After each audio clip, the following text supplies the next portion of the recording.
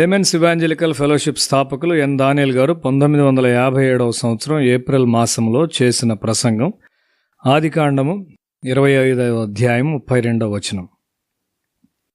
ఏశావు, నేను చావబోచున్నాను గదా, జ్యేష్ఠత్వము నాకెందుకు అనెను. ఏశావు శరీరం యొక్క మరణం వరకు మాత్రమే ఆలోచించగలిగాడు. వారి కోరికలను ఈ లోకం వరకే పెట్టుకుని వారి దృష్టి ఈ లోకం వరకే ఉంటుంది. నేను చనిపోవచ్చుండగా నా జ్యేష్ఠత్వ హక్కు వలన ప్రయోజనమేమి అని ఏశావు ఆలోచించాడు. కాబట్టి అతడు తన జ్యేష్ఠత్వ హక్కును అమ్మివేశాడు. నిత్య రక్షణను, నిత్యమైన దీవెనను అతడు పోగొట్టుకున్నాడు. సంసోను శరీరేచ్ఛల ద్వారా గుడ్డివాడై తన ప్రశస్త వరమును ఒక దుష్ట స్త్రీకి అమ్మివేశాడు. అతనికి దూరదృష్టి లేకుండుటను బట్టి అతడు ఆత్మీయంగా, భౌతికంగా గుడ్డివాడయ్యాడు. షద్రక్, మేషక్, అబేద్నెగోలు మరణమునకు భయపడక ప్రభువును మహింపరిచారు.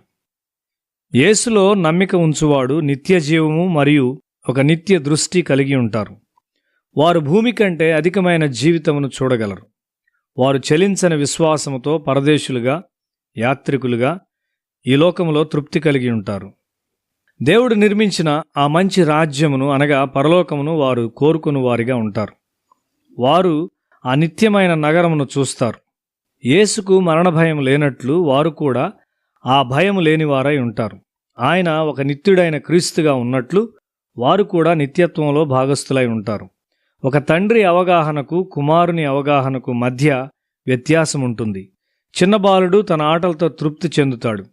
ఇక ఆటలు చాలు, నీవు పాఠములు చదవవలసి ఉన్నది, ఒక దినాన నీవు వివాహితుడు అవుతావు, నీకు ఒక కుటుంబం ఉంటుంది, ఆ కుటుంబమును నడిపించుటకు నీకు జ్ఞానం అవసరమై ఉన్నది అని తండ్రి ఆలోచిస్తాడు.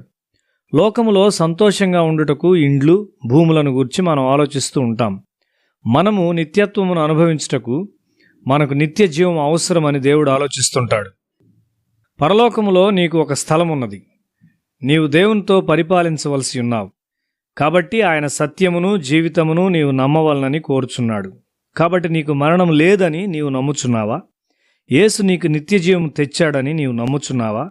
ఇదంత ప్రశస్తమైన విశ్వాసము. దానియేలు ఈ విధంగా నమ్మాడు. అతడు మరణ భయం లేనివానిగా ఉన్నాడు. సింహబోను గూర్చిన భయం లేకుండా ఉన్నాడు. దినమునకు ముమ్మారు దేవునితో సహవాసము లేకుండా అతడు జీవించలేకపోయాడు. మరణమునకు సంబంధించిన ఆలోచనలు అతని మనస్సును స్వాధీనపరచుకోలేకపోయినవి. పరిశుద్ధుడు పరిపాలించుటకు అధికారం ఇవ్వబడుతుంది. వారు నిరంతరము పరిపాలించువారుగా ఉంటారు. అతని జీవితం ద్వారా అతని సత్యమును ప్రదర్శించాడు. యోసేపు కూడా ఆ విధమైన ఆత్మీయ దృష్టి కలిగి ఉన్నాడు. లోకం మీద లేక లోకపు ఆనందముల మీద తన కన్నులను అతడు నిలుపలేదు. అతడు దేవునిలో నిరీక్షణ గలవాడు. అతడు శోధనకు లొంగిపోడు. అతడు నిత్యమైన మరణమునకు నడిపించు పాపము నుండి పారిపోయాడు. తన ఎముకలను తన పూర్వీకులైన అబ్రహాము, ఇస్సాకు, యాకోబులతో పాతిపెట్టుమని ఆజ్ఞ ఇచ్చి నిరీక్షణతో అతడు చనిపోయాడు. శరీరేచ్ఛలు నెరవేర్చు యవనస్తులు నాశనమైపోతారు. రానయున్న మహిమకరమైన దేవుని రాజ్యమును వారు చూడలేరు. నీవు చూడని, గ్రహించని దాని యందు ఎట్లు కోరిక కలిగి ఉంటావు? ప్రతి సంవత్సరము మంచి శుక్రవారము, పునరుత్థాన దినములను మనం ఆచరిస్తాం. నీ జీవితంలో క్రీస్తునందు విజయము అను సూత్రం పనిచేయట ప్రారంభమైందా? పాపమును విడిచిపెట్టి నీతిని ప్రేమించు వానిలో ఈ సూత్రం పనిచేస్తుంది. జర్మనీలో బ్లామ్హార్ట్ అను పాస్టరు తన హృదయంలో ఈ సూత్రం పనిచేయుట కలిగి ఉన్నాడు. వైద్యులు విడిచిపెట్టిన రోగులు అతని యొద్దకు వచ్చి స్వస్థత పొందారు.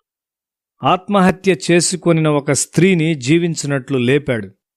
వైద్య వృత్తికి అతడు ఒక ఆటంకంగా ఉన్నాడని వైద్యులు చాలా కోప్పడ్డారు. కొంతమంది అతన్ని చంపడానికి కూడా ప్రయత్నించారు.